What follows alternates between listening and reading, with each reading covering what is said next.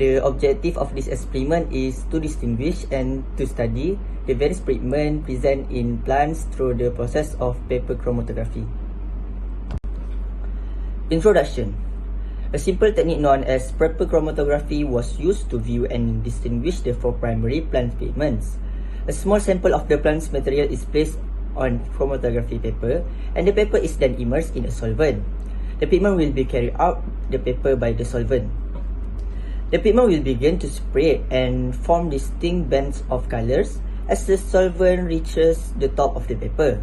The specific pigment present can be identified in the sample by comparing the color bands to non-standards. Chlorophyll, carotenoids, and anthocyanins are some of the pigments that can be identified using paper chromatography. The theory of this experiment. Paper chromatography is a technique that allows us to spread and identify pigment in plant sample. It is a simple yet powerful method that involves the interaction of three key components: the solid phase, the mixture, and the solvent. The mixture of pigment is first spotted onto the chromatography paper and allowed to dry. Next, the solvent is introduced and allowed to flow through the paper by capillary attraction. As the solvent moves through the paper, the various pigments present in the mixture spread and form distinct bands of colors. The paper is then allowed to dry and the position of the different pigment is observed. By noting the movement of the pigment, we can determine the relative solubility of the pigment in the solvent. The most soluble pigment will move further up the paper as compared to the less soluble pigments. In conclusion, paper chromatography is a powerful tool for spreading and identifying pigment in plant samples. It is a simple, cost-effective, and versatile technique that has many applications in the field of plant science. The apparatus and materials that used in this experiment is chromatography chamber, stapler, mortar and pestle, scissors, thread, wash glass, capillary tube, pencil, spatula, scale, filter paper strips, spinach leaves, ether acetone solvent, and acetone. Bismillahirrahmanirrahim. My name is Alisa Zulaika, and I'll continue with the methodology of this experiment. First, few fresh and green leaves of spinach were picked and washed. Second step, small pieces of spinach were cut out with scissors and added to the mortar. Third, 5 milliliter acetone were measured using measuring cylinder and added to the mortar. Next, spinach leaves were grinded into smooth paste. Fifth, the prepared paste of spinach was shifted into wash glass using spatula. Next, filter paper strip was placed with a notch towards one ending of the strip, and a line was traced horizontally that is 2 to 3 cm apart from the notch strip.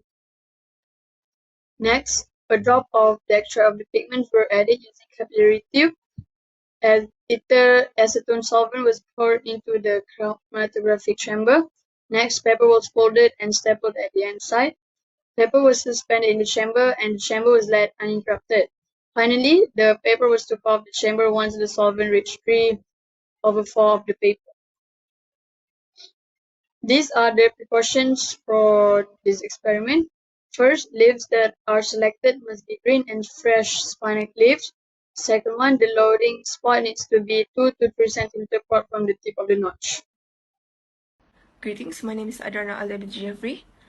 I'll be explaining discussion. First, what is RF value or retention factor? The retention factor or RF value applies to chromatography to make the technique scientific. It is defined as the distance traveled by the compound divided by the distance traveled by the solvent. Second, what is phycobilin? Phycobilin are light capturing bilins found in chloroplast organelles, cyanobacteria, and in few algae. Third, significance of pigment in photosynthesis. It stimulates the absorption of the light's energy as they transform into high-energy electron during photosynthesis. The free electron present in the pigment's chemical structure transfer their energy to the molecules, releasing the energy they had previously acquired from light. With the help of water and carbon dioxide, the molecules subsequently utilize this newly released energy to create glucose and other related nutrients. And lastly, conclusion. First, The carotene pigment is observed at the topmost as orange-yellow band of pigment distinctly. Just below this band, a yellowish band appears, which indicates the pigment centrophil. The third band, appearing dark green, indicates chlorophyll of pigment. The yellowish-green band present at the bottom is chlorophyll B pigment. That's all for me. Thank you.